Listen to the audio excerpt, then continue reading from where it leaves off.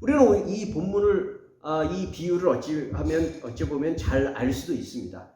천국은 마치 사람을 들여보내서 일을 시키려고 하는 어떤 주인과 같다라고 하면서 서두를 시작을 합니다. 자, 이 사람은 포도원을 가지고 있는 주인이에요. 포도원을 가지고 있는 주인이기 때문에 포도밭, 요즘 같을 때가 한참 포도철이죠. 뭐 8월, 9월 포도들이 한참 많이 나게 되는 그런 철인데 일꾼들을 불러 모아서 아마 큰 포도밭이었던 것 같아요. 큰 포도밭에 사람들을, 품꾼들을 불러서 거기서 일을 시키려고 하는 그런 사람이었습니다. 뭐가 이상하냐 하면 아침에 일찍 일어나서 이른 아침에라고 여기에는 시간이 써 있지 않은데 보통 이 팔레스타인에서 일꾼들을 불러서 시작하는 그런 시간들이 아침 6시랍니다. 그러니까 아마 분명히 이건 아침 6시일 거라고 생각을 합니다. 그 추정이 충분히 이해될 만한 것이 그 다음에 이 시간이 지나서 조금 후에 또 나가서 포도원 주인이 사람들을 또 불러다가 일을 시킵니다. 그게 제3시라고 얘기합니다. 제3시는 9시입니다. 그리고 나서 이제 어느 정도 또 일이 어느 정도 진행되니까 그 이후에 또 사람을 제6시에 불러 모았다라고 얘기하는데 정오입니다. 12시. 12시가 돼가지고 이제 사람들 어느 정도는 12시에 불러 모아서 사실은 분명히 점심을 먹었을 겁니다. 점심을 먹고 뭐 몇 분을 쉬었든 뭐 오늘날 시간 개념은 아니니까 뭐 식사를 했었을 것이고 그 시간들이 또 빠져나갔지만 아무튼 일을 하는 가운데서 본문을 보면 주인이 또 나갑니다. 제9시. 우리 시간으로 보면 오후 3시입니다. 9시에 또 나가서 사람들을 또 불러 모읍니다. 그래서 한참 이제 여름의 땡볕이 뜨겁게 내리쬐는 오후 시간들이 지나서 이제 저물면서 일이 거의 마무리될 무렵에 제11시라고 말합니다. 오후 5시입니다. 아까도 말씀드렸듯이 우리나라에서 보통 이루어지고 있는 그 시간 개념 비슷하게 노동하는 시간들이 아침 6시에 저녁 6시로 생각한다면 이제 끝날 무렵 겨우 1시간 전 11시에 또 나가서 오후 5시에 사람들을 또 불러봅니다. 그리고 이제 마침내 끝날 시간이 다 됐어요. 파장 시간이 되어서 이제 사람들이 이제 일을 다 종료하고 야, 이제 품삯 받아야 되겠구나 기다리고 있는 시간에 이제 그 주인은 자기 청지기들을 불러서 자, 제일 늦게 온 사람부터 일렬로 줄을 세워서 자, 이제 돈을 나눠주겠다. 일렬로 잘 쓸 수 있도록 해라 라고 해서 분부를 내립니다. 사람들은 쭉 이제 제일 늦게 온 사람, 그 다음 늦게 온 사람 이렇게 쭉 서서 제일 일찍 왔던 사람 순으로 저 뒤로 서서 이제 품삯을 기다리고 있습니다. 이 품삯은 원래 이 주인이 처음 사람들을 불러 모을 때 약속했던 그 한 데나리온이었습니다. 가만히 보니까 제일 늦게 온 오후 5시에 왔던 11시에 왔던 사람에게 한 데나리온을 주는 거예요. 한 데나리온은 오늘날 우리 그 화폐의 단위를 정확하게 환산하는 게 별 의미가 없기 때문에 보통 노동자 하루 품삯이다. 그 사람이 일당을 받기에 이 정도면 충분합니다 라고 생각하는 그런 정도의 액수라고 하니까 뭐 우리 식으로 보면 막노동 하루 품삯으로 환산할 때 어떤 사람들은 이제 보통 평균 뭐 10만 원으로 얘기하는데 이 본문의 의미의 여러 가지 내용들로 볼 때는 우리 좀 어차피 비유니까 크게 쳐줍시다. 20만 원이라고 합시다. 20만 원이면요 정말 넉넉하게 쳐준 거예요. 첫 번째 제일 늦게 온 사람들에게 한 데나리온 20만 원을 품삯을 지불했습니다. 자, 그러니까 이제 뒤에서 이렇게 보고 있던 사람들이 어떤 마음이 생기겠어요? 야, 나는 조금 더 일찍 왔어. 그럼 난 조금 더 줄 거야. 라고 생각했는데 그 다음 사람 또 한 데나리온 줍니다. 이상하다? 그럼 갑니다. 또 한 데나리온. 또 한 데나리온. 저 뒤에서 제일 일찍 와서 뜨거운 시간을 다 견디면서 오랫동안 일했던 사람은 그래도 나는 조금 더 주겠지 라고 생각했는데 그 사람에게도 역시 마찬가지로 한 데나리온을 줍니다. 여러분들 같으면 어떡하시겠어요? 어떻게 똑같이 주냐? 아, 나보다 훨씬 늦게 오고 또 더 늦게 오고 더 늦게 오고 더 늦게 오고 더 늦게 온 사람까지도 나하고 똑같이 주면 나는 뭐하러 그렇게 일찍 와가지고 일을 하느냐라고 하면서 분노가 일어나는 거죠. 그래서 본문을 보면 포도원 주인에게 화를 냅니다. 근데 주인이 뭐라고 대답합니까? 친구요, 내가 뭘 잘못했냐? 원래 한 데나리온씩 약속하지 않았냐? 너희한테도 내가 한 데나리온 줄 테니까 와서 우리 포도원에서 일할래? 그랬더니 어이 그럼요, 감사합니다. 그러고 왔지 않냐? 그래서 한 데나리온을 내가 주는 거다. 내가 뭘 잘못했냐? 내가 내 판단에 따라서 합당하게 행했다고 해서 너희가 무엇 때문에 화를 내고 또 거기에 대해서 비난을 하느냐라고 하는 그 주인의 소리를 듣게 됩니다. 그래요. 논리적으로 보면 주인의 말이 맞아요. 그러나 여전히 만약에 그 상황에 내가 있었다고 하면, 일찍 왔던 사람에 제가 속한다면요, 저만 하더라도 억울할 거예요. 그리고 이거는요, 상식적이지 않습니다. 주인의 말이 맞다 해도 상식적이지 않습니다. 그렇기 때문에 오늘 비유에는 단순히 논리적으로 뭐가 옳고 뭐가 그르다라는 것을 얘기하고자 하는 것이 아니라, 이 포도원 주인이 도대체 정체가 뭐냐? 왜 이 포도원 주인은 왜 이렇지? 의도가 뭘까? 그걸 알아보자. 자, 여러분, 우리는 직접 본문에서 이제부터 조금씩 더, 아마 이미 16절까지 다 읽었지만 더 조금 살펴보려고 합니다. 자, 우리가 신앙적인 해석을 하지 맙시다. 일단 하나님이 어떻고 예수님이 어떻고 신앙적인 해석을 하기 이전에 먼저 이 포도원 주인의 의도를 한번 알아봤으면 좋겠어요. 자, 여러분, 이 사람의 의도가 뭘까요? 도대체 이 포도원 주인은 왜 포도원의 품꾼들을 고용한 걸까요? 물론 포도원 품꾼이 필요했기 때문입니다. 포도원이 넓고 거기에는 경작할 일꾼들이 필요했기 때문에 그 포도원 일꾼을 포도원을 경작하도록 사람이 필요했기 때문에 고용한 것이 목적입니다. 그러나 목적이 더 있는 것 같아요. 그것만으로는 이해가 되지 않습니다. 자, 어떻게 생각할 수 있을까요? 우리는요, 여기 오늘 본문 20장에 보면요, 계속 반복되는 한 표현이 계속 있어요. 자, 여러분들 한번 그거 찾아보실래요? 어디에 있을까요? 계속 반복되는 표현이 있습니다. 6절까지의 본문 가운데서 한번 1절에서 6절까지의 본문에서 계속 반복되는 어떤 표현을 한번 찾아보세요. 뭐가 있을까요? 뭐가 있을까요? 3절 보세요. 3절. 뭐가 있어요? 3절, 5절, 6절. 예?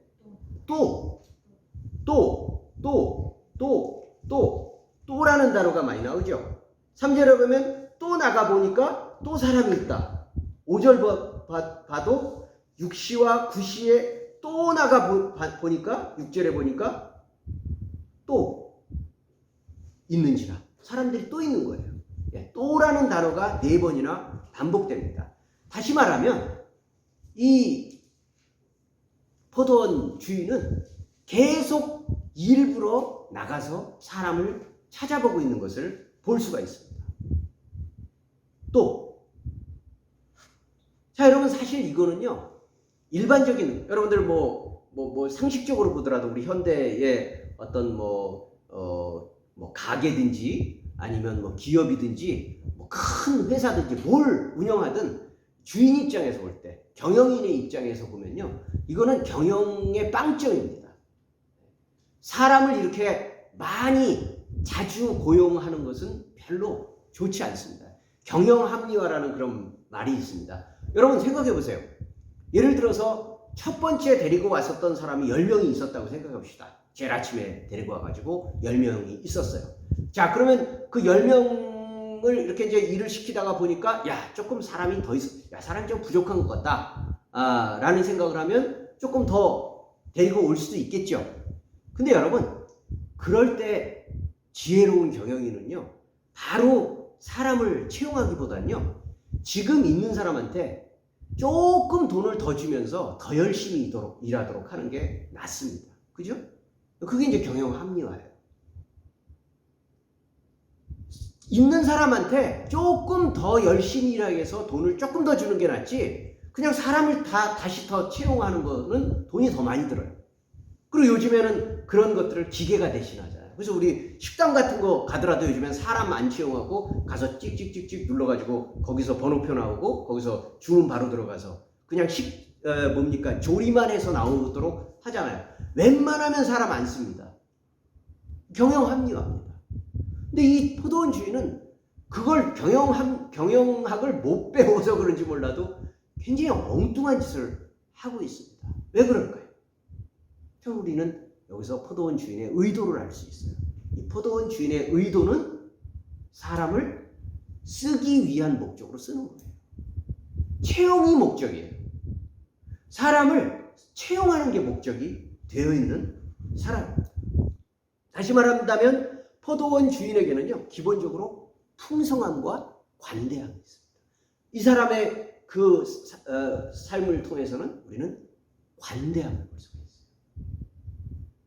여러분, 오늘날 우리 현대 자본주의 사회에 비교할 바는 아니지만, 그래도 여러분 역사적인 배경을 이렇게 살펴보면요, 이 예수님 시대 때의 기원 전후가 나뉘는 그 초기 2000년 전의 시기에 때도요, 굉장히 빡세게들 살았습니다, 사람들이. 이스라엘에는 본래 희년이라고 하는 제도가 있었습니다. 그래서 땅을 사거나 팔지 못하도록 해서 기본적으로 한 가문에 다 땅을 나눠줬습니다. 근데 살다 보면요, 언제나 모든 사회가 그렇지만 자기가 가지고 있는 땅을 간수하지 못하고 팔아 넘기게 되는 일이 생겨요. 팔고 무토지 소유자가 되고, 어떤 사람은 그 토지가 점점 커지죠. 예전에는 기본적으로 농경사회이기 때문에 땅이 있다라는 것은 거기다가 집을 많이 지어가지고 오늘날처럼 아파트 높이 짓고 이런 게 아니라 거기에서 농사를 짓고 거주하고 그런 의미인데, 어쨌든 땅이 없으면 그 사람들에게 있어서는 삶의 기반이 없는 겁니다. 더군다나 예수님이 살던 시대 때는 로마 제국이라고 하는 대제국에 의해서 점령을 당하고 있는 그런 시대잖아요.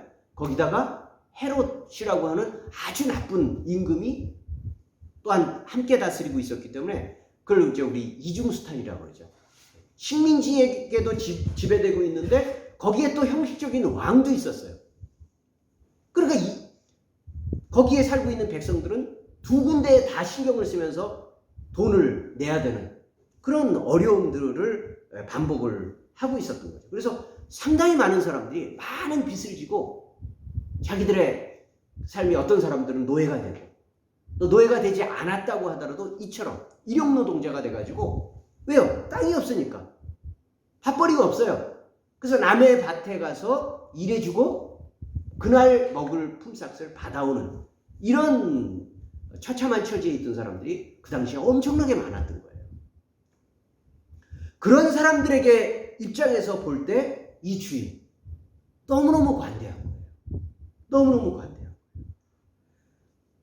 바로 이런 인력, 아까도 말씀드렸듯이 가장 늦게 이 주인 나갔을 때가 11시. 우리 시간으로 오후 5시입니다.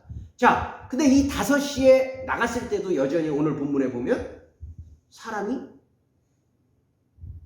그 인력시장에서 그냥 표현해 보면 놀고 있는지라, 다시 말하면 아무 할 일이 없으니까 당연히 여러분 시간 때우려면 놀지 않겠어요? 이거죠. 공기놀 이런저런 시간 때우면서 오늘날 우리 같으면 핸드폰 보겠죠. 그러고 있는 거예요. 그러니까 포도원 주인이 너는 왜 아직도 여기서 놀고 서 있느냐? 그러니까 뭐라고 대답합니까? 저를 써주는 사람이 없습니다. 그렇죠. 이 사람은요, 오후 5시가 되도록 여전히 나를 써주는 사람이 없나? 그러고 있는 거예요. 이 놀고 있는 게 그냥 일을 안 하고 싶어서 그냥 빈둥빈둥 노는 게 아니라, 누가 그래도 이 시간에 날 써줄 사람이 없을까라고 하고 있는 그 상황에서 누가 써주겠어요? 아무도 안 써주는데 이 주인은 나와서 일부러 오후 5시에도 사람을 쓰는 거예요.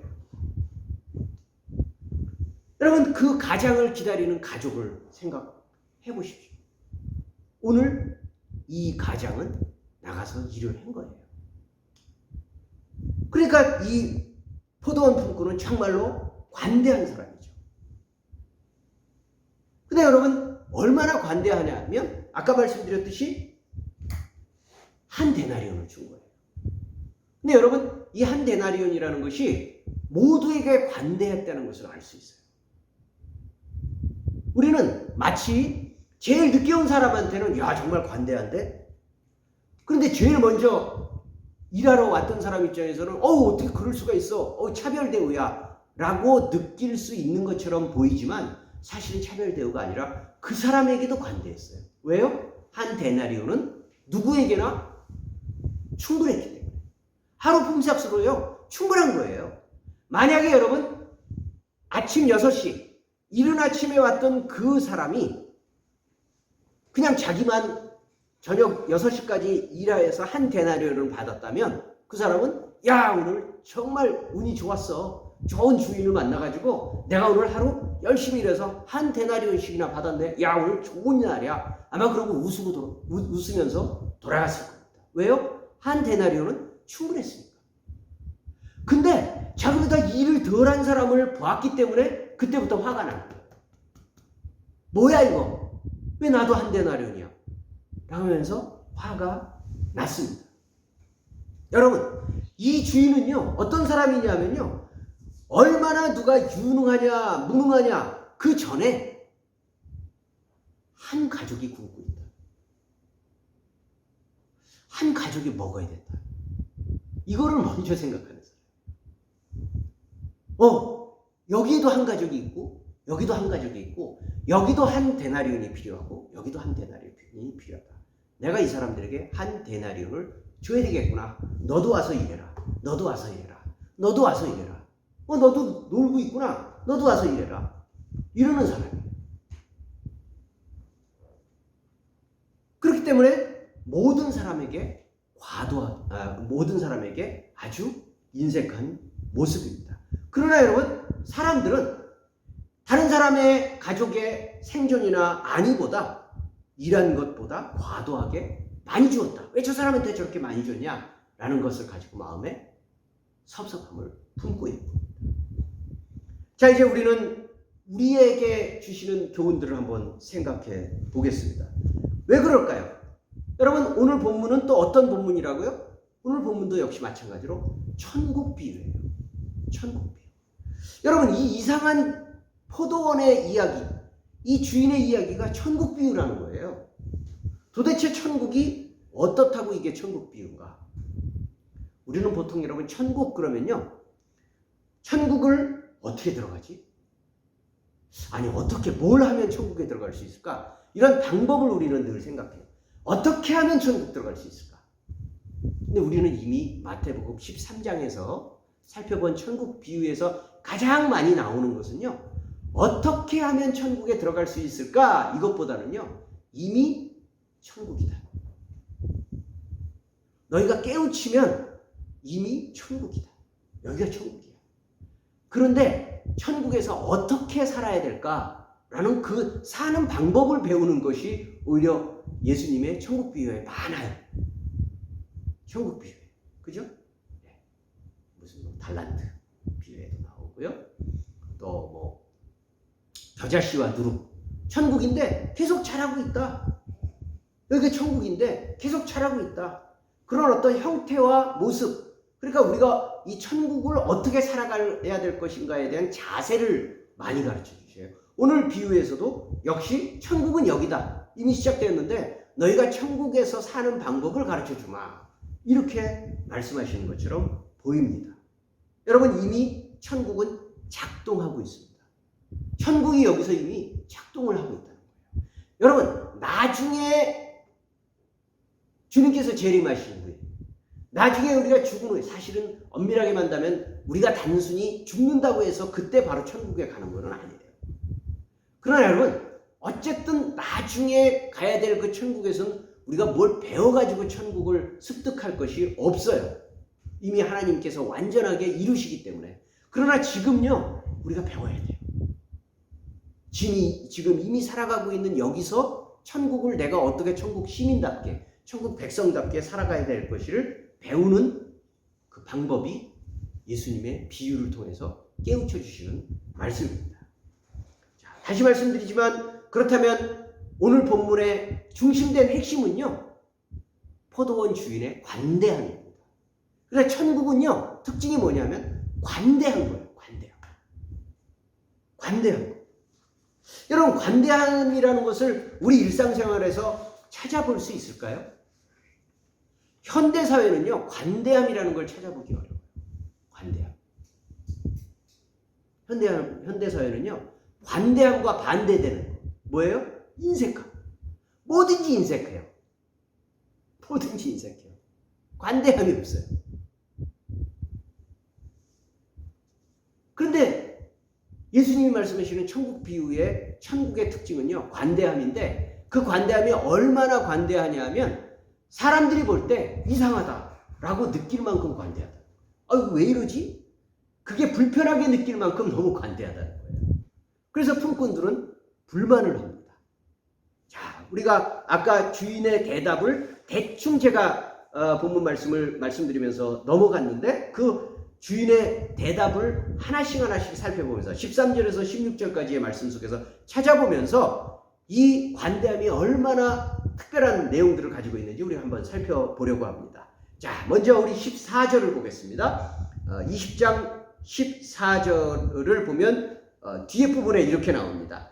나중 온 이 사람에게 너와 같이 주는 것이 내 뜻이니라.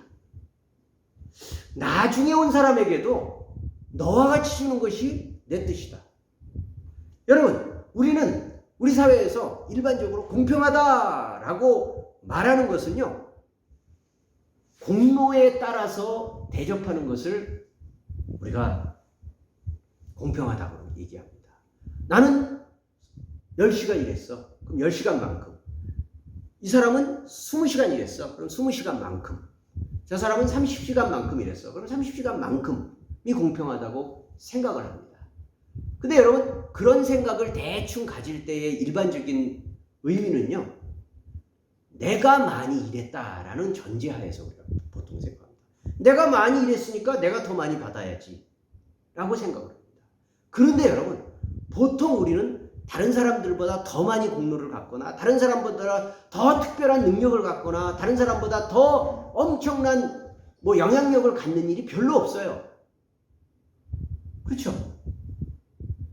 그렇기 때문에 사실상 우리는 다른 사람들보다 어찌 보면 특별한 대우를 받을 만한 가능성이 별로 없습니다. 그런데 하나님은요, 기본적으로 우리에게 공로에 따라 대접하시지 않겠다는 거예요. 왜 그럴까요? 하나님이요, 우리가 행한 대로 일일이 거기에 합당한 대우를 해주면요, 누가 손해볼까요? 우리가 손해봐요. 우리가 하나님 앞에서 잘하면 상 받고 못하면 벌 받고, 우리가 10만큼 잘하면 10 받고 100만큼 잘하면 100 받고 10만큼 잘못하면 10만큼 벌 받고 100만큼 잘못하면 100만큼 벌 받으면요, 우리가 못 견뎌요. 네, 우리는요, 잘하는 것보다 못하는 게 많거든요. 우리는요, 선한 것보다 악한 게 많거든요. 그러니까 우리 저축 통장은요, 늘 마이너스 통장이 될 거예요. 하나님 앞에서 늘 구멍이 뚫릴 겁니다. 그래서 우리가 자부심 있게 우리 받은 만큼, 우리가 행한 만큼 받아야 되지 않겠습니까? 큰 소리 칠 수 있을 때는 늘 우리 한번 따져보십시오. 내가 잘할 때 그런 마음을 가졌습니다. 내가 이만큼 잘했는데, 내가 이만큼 수고했는데, 내가 이만큼 충성했는데 하나님은 왜 나한테 이렇게 갚아주시지 않으셔? 라고 생각할 때 하나님이 섭섭한 거예요. 그죠? 보통 우리가 제대로 잘 변변하게 못 살 때, 우리가 제대로 하나님의 뜻대로 살지 못한다는 걸 나도 알고 있을 때, 그때 내가 하나님께 막 항의합니까? 내가 행한 대로 갚아주십시오. 내가 행한 대로 해야지 왜 이렇게 풍성하게 해주십니까? 그러지 않잖아요. 내가 왜 잘못했는데 하나님 벌을 안 주시고 나에게 일용할 양식을 주시나요? 그러면서 하나님께 따지지 않잖아요. 하나님은요, 그런 하나님이에요.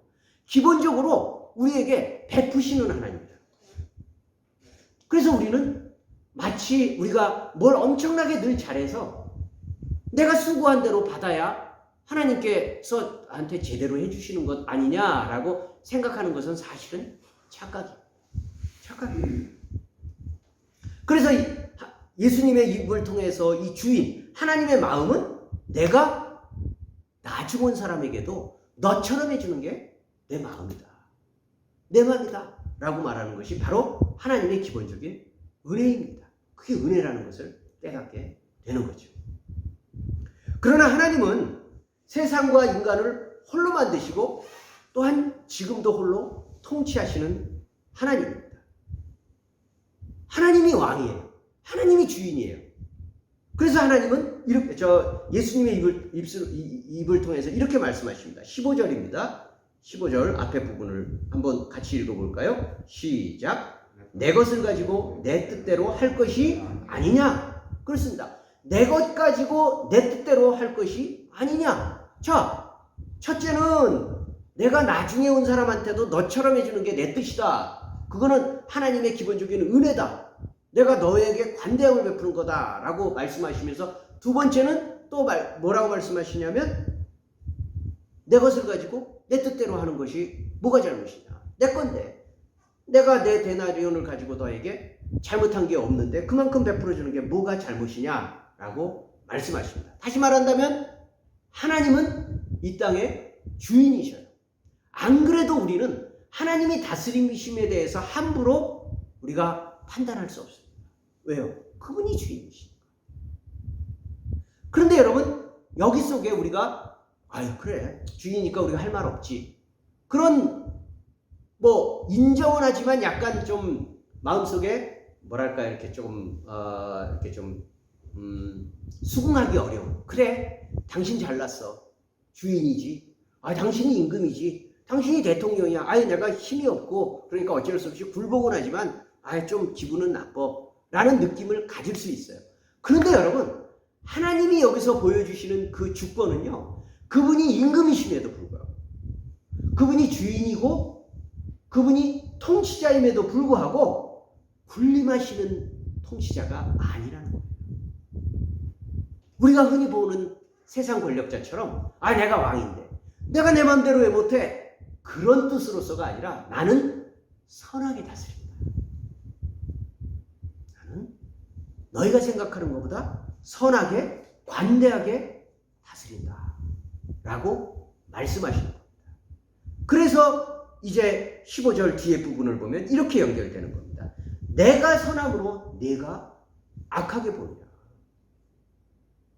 내가 주인이기 때문에라도 너희가 나한테 함부로 뭐라고 이래저래 따지지 못하지만 그럼에도 불구하고 내가 악하게 행해서 그냥 군림하는 그런 왕이 아니라 선하게 행했기 때문에 너희가 그래서라도 더 나에게 따질 수 없다.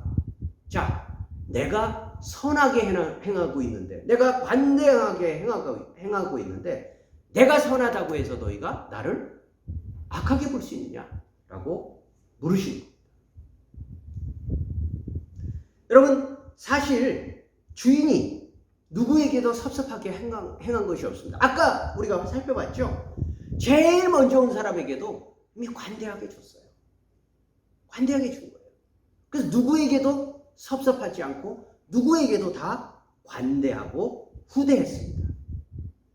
자, 그것이 어떻게 표현됩니까? 13절입니다. 아까 우리가 봤었죠? 같이 한번 읽어봅니다. 13절입니다. 시작. 주인이 그 중에 한 사람에게 대답하여 이르되 친구여, 내가 네게 잘못한 것이 없노라. 내가 나와 한 데나리온의 약속을 하지 아니하였느냐? 그렇습니다. 내가 처음부터 한 데나리온을 약속한 그것을 너에게 주었고 그것은 너에게 충분한 것이었다 라고 말하고 있습니다. 그래서 주인은 이제 이렇게 말할 수 있는 겁니다. 14절 보면, 제일 앞에 보면 내 것이나 가지고 가라. 오늘 우리 본문의 이제 이야기 속에서 우리가 내 것이나 가지고 가라. 이것도 역시 뭔가 이렇게 멸시하는 듯한 느낌처럼 보이잖아요. 그런데 그런 뜻이 아닙니다. 자, 내가 너에게 섭섭하게 한 거 없다. 충분하게 줬다. 생각해봐라. 약속도 맞았고 너에게 있어서도 너희 가족이 먹을 만큼 충분하기 때문에 내가 잘못한 것이 없기 때문에 이제 너는 내 것을 가지고 가라. 무슨 뜻일까요? 다른 사람이 얼마 받았나? 다른 사람이 얼마나 좋은 혜택을 받았나? 다른 사람이 뭘 얼마나 풍성하게 얻었나? 이런 거 신경 쓰지 말고 우선 너에게 주신 은혜에 집중하라는 거예요. 나에게 주신 은혜. 여러분, 이것은 우리에게 단순한 비유가 아니라 우리가 세상을 살아가고 또 심지어 하나님을 바라보면서도 갖게 되는 깊은 완악함과 이중성을 보여줍니다. 우리의 완악함 그리고 우리의 이중성. 여러분 기억하시죠? 작년도에 우리 이제 코로나 지원금이라는 재작년부터 받았네요. 네. 그래서 우리 지금 2년째 이렇게 돼서 2020년, 2021년, 지금 2023년 이렇게 지금 만 2년을 지나가고 있는데 첫 해에 뭐 작년도 받았던가 하여간 우리 코로나 지원금을 전국민 코로나 지원금을 한 2번인가 뭐 이렇게 받았었잖아요. 어찌 보면 굉장히 생소한 거였었죠. 그러니까 하여간 저도 그렇지만 생각하지 않았던 뭐 그동안 여러 가지 부분에 있어서 얼마나 코로나 때문에 불편했던 그런 게 아니라 하여간 꽁돈이라고 하는 것을 받으니까 기분 좋았잖아요. 액수가 많지는 않았지만 제가 아는 어떤 그 지인도 되게 좋아하더라고요. 뭐 그거 몇 푼 크게 큰 돈은 아니지만 그 지원금을 받았다고 굉장히 좋아하는데 그 분이 근데 조금 사는 분이었었어요. 그러면서 그분이 평소에는요 나라에서 어려운 사람들한테 뭔가를 주는 것에 대해서 반대하는 사람이었어요. 야, 그거 왜 주냐? 쥐가 일한 만큼 수고한 만큼 지가 일을 열심히 안 해가지고 가난해지고 뭐 자기가 최선을 다하지 않아서 힘들어진 거를 왜 나라에서 뭘 해주고 그러냐 그런 사람이었거든요. 근데 코로나 지원금 받으니까요 되게 좋아하더라고요. 왜 그래요? 남이 받을 때는요 괜히 내 주머니 털어서 그 사람 도와주는 것처럼 생각이 됐는데 내가 받으니까 나는 꽁돈을 받는 그런 기분이 생기는 거예요. 그러니까 똑같은 돈을 받는데도 내가 받을 때하고 다른 사람이 받을 때 다른 거예요. 이게 이중성입니다. 오늘 우리가 봤던 이 이야기하고 상당히 많이 관련이 되죠. 가만히 보면요. 우리가 살아가면서 세상이나 하나님에 대한 불만, 스트레스, 화가 나는 거, 여러 가지 좀 화나는 거 있잖아요. 그것 중에 상당히 많이 관련되어 있는 게 이런 겁니다. 저 사람은 나보다 잘난 것도 없는데 부모 형제 잘 만나서 나보다 잘난 거 하나도 없는데 그저 가족을 잘 만나서 저 사람은 나보다 행복하게 살아. 나도 저 사람처럼 부모 형제 잘 만났으면 잘 살았을 텐데 뭐 이런 마음을 가지고 계속 마음속에 섭섭함을 갖고 있어요. 또 나는 다른 사람보다 더 오래 신앙생활을 하면서 여러 가지 직분을 가지고 충성도 열심히 했는데 왜 나보다 못한 사람 저 사람이 나보다 잘 되지? 이런 거 생각할 때마다 화가 나요. 뭐 그 사람이 나한테 뭘 이래저래 말한 것도 없고 뭐 그거 분석할 것도 없는데도 불구하고 그냥 즉각적으로 그 사람만 보면 괜히 그 사람의 풍성함, 그 사람의 넉넉함이 꼭 내 거를 털어가지고 그 사람한테 준 것처럼 화가 나는데 그런 것 때문에 신경 쓰이거나 스트레스를 받거나 그런 것들이 굉장히 일상적이지 않습니까? 굉장히 일상적이에요. 평범하게 일어나요. 근데 그런 일들에 빠져서 스트레스로 연결되는 부분이 적지 않습니다. 일상생활에서. 그러나 가만히 살펴보면 우리 입장을 봅시다. 우리 입장을 보면요. 우리도 분명히 어려운 넉넉하지 않은 그런 삶을 살아가고 있지만 우리만 놓고 보더라도 일용할 양식을 넘어서 나름대로 충분히 먹고 입고 살아갈 만해요. 그렇지 않아요? 우리 중에 누가 내일 한 끼 걱정하면서 오늘 한 끼 뭐 먹지? 이런 거 걱정하면서 사는 사람 어디 있어요? 그런 부분들에서 최소한 우리는 면제되어 있습니다. 하나님을 믿으면서 얼마든지 감사하면서 살아갈 수 있는 조건으로 충만해 있습니다.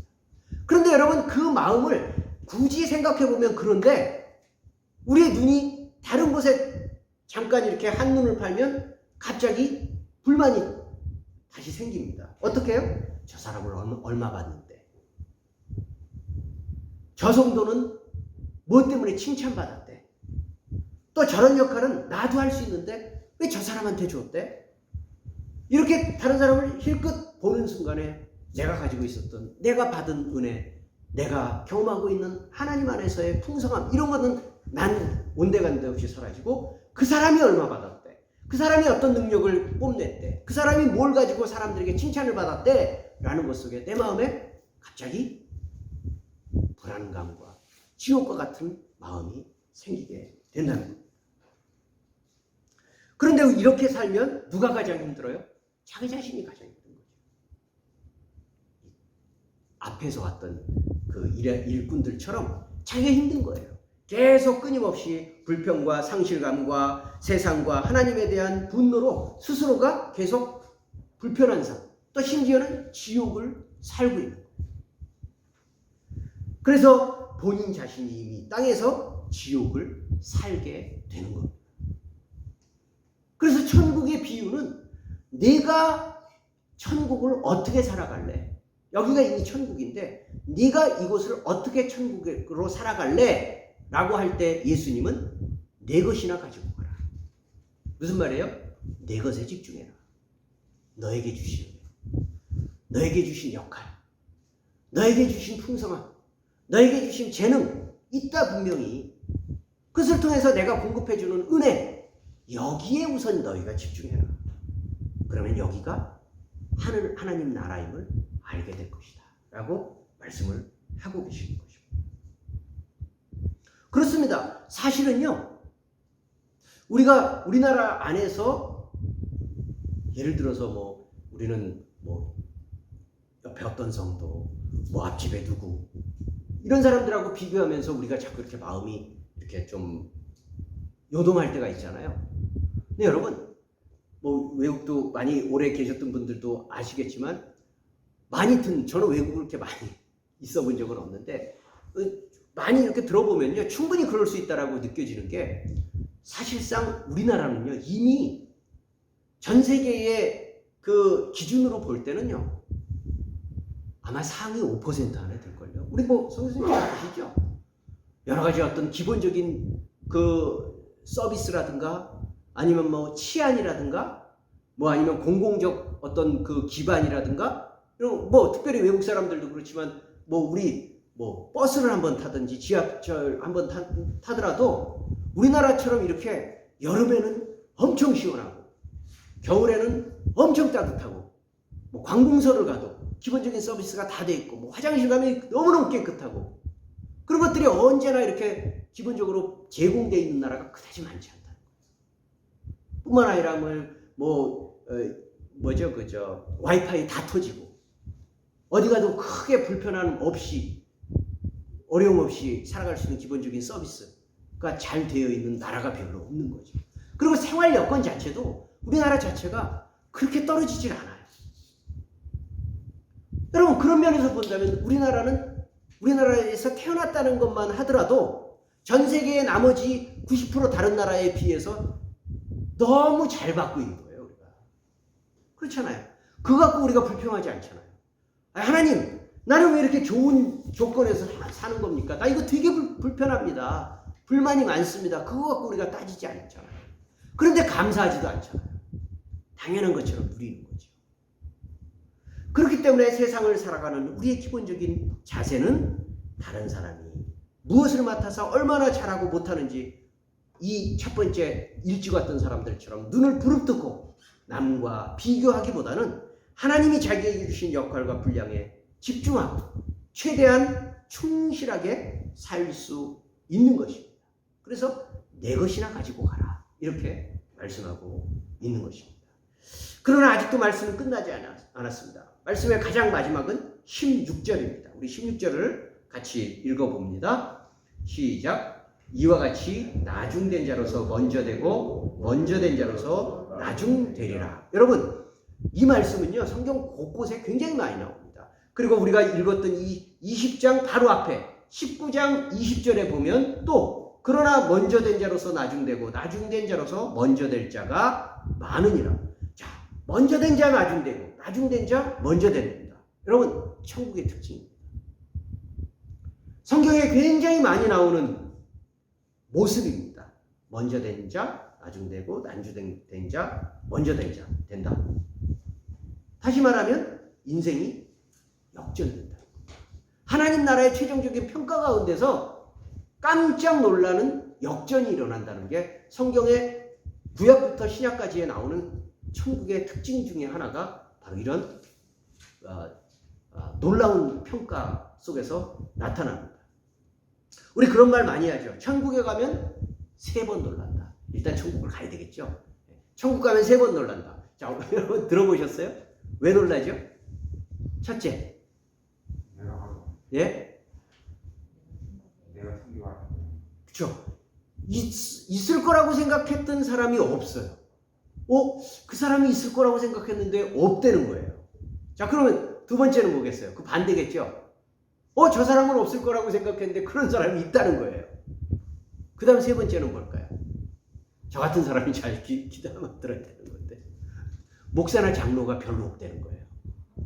목사나 장로가 당연히 거기에 목사님이나 장로님들만 많을 줄 알았는데 목사님이나 장로님이 별로 없다는 거예요. 무슨 얘기예요? 우스갯소리 같지만요, 사실은 그 예수님의 말씀 속에서 나타나고 있는 천국의 특징을 잘 표현해주고 있는 거예요. 우리가 그렇게 생각하고 있는, 평범하게 생각하고 있는 것을 늘 제대로 생각하지 않으면 하나님 나라에 대해서 착각하기 쉽다. 이것을 말씀하고 있는 겁니다. 어떨까요? 평소에 내가 나는 이러하니 저러하니, 나는 하나님을 위해서 이렇게 충성하고 난 저렇게 수고를 많이 하고 난 늘 이렇잖아? 나야 뭐 말하나 마나 당연히 천국이지 라고 생각하는 편안한 마음을 가지고 있다가는 자칫 잘못하면 그날에 당황하게 된다. 반면에 나 같은 사람이 어떻게 하나님을 만나겠어? 아이고 늘 나름대로 한다고 하지만 나는 늘 하나님 앞에 부족해. 어떻게 하면 하나님 뜻대로 살 수 있을까? 노심초사하면서 살아가는 그 사람이야말로 진짜 어찌 보면 하나님께서 이미 그 안에 계신 증거라는 거죠. 그래서 우리는 아까 말씀드렸듯이 우리 안에 하나님 앞에서 자부심의 근거는 다 산산조각이 난다는 거죠. 여러분, 이제 말씀을 마칩니다. 오늘 본문은요, 천국 비유입니다. 다시 말씀드리지만 천국의 비유입니다. 근데 어떤 천국의 비유요? 이렇게 살아야 천국 간다, 이런 비유가 아닙니다. 이렇게 살아야 천국 간다, 그런 비유가 아닙니다. 그게 아니라 오히려 천국에 들어간 사람은 이렇게 산다라는 거예요. 그러니까 우리가 천국의 백성이라면, 우리가 하나님 나라의 백성이라면 마태복음 20장 말씀처럼 이 포도원 주인 내 마음하고 비슷해 있는 거예요. 그것을 당연하게 받아들이는 거예요. 근데 우리가 천국하고 먼 사람이라고 하면 이게 뭐야? 뭐 이런 일이 다 있어 라고 하면서 늘 우리가 이 땅에서도 예수를 믿는다고 하면서도 이런 관대함을 보면 뭔가 불편하고 뭔가 화가 나고 짜증나고 다른 사람 잘 되는 꼴을 보면 막 스트레스가 받고, 그러면 우리가 뭔가 천국의 관점에서 굉장히 멀구나 라는 것을 깨닫게 된다는 겁니다. 여러분, 우리가 이번 한 주간 살아갈 때 이렇게 삽시다 라는 것보다는 하나님 나라가 이곳에 있구나, 마태복음 20장의 오늘 말씀처럼 하나님은 이미 우리에게 관대하게 베풀고 계시구나 라는 것을 더 많이 깨닫고, 그러면 마땅히 우리도 받은 자로서 감사함 속에서 관대하게 살아갈 수 있는 그런 복되고 즐겁고 풍성한 그런 한 주간 될 수 있기를 소망합니다.